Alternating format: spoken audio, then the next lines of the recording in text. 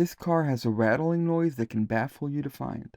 The customer said he went to 2 different shops, they couldn't find the problem. So the customer had this super loud clunk on the front side when he hit a bump or a pothole. But the confusing part about it is that it wasn't all the time, it was only sometimes, and it was very loud.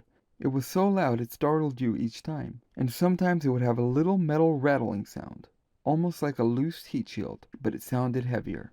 Now if you would guess, you would say most likely a bad sway bar link or bushing, or real bad control arm bushing. And another shop actually replaced the sway bar links and motor mount on that noisy side, hoping to fix it. But that didn't help. Okay, enough with the suspense. Here's the noisemaker itself. This rattling rattler got disconnected from the top of the shock and would lodge itself up at the top in the strut mount.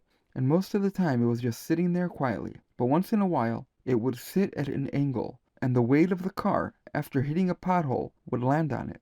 Luckily for me, when I inspected the car, the piece was lodged at the top, and when I touched it, when I was making sure everything was tight up there, it dropped into my hand.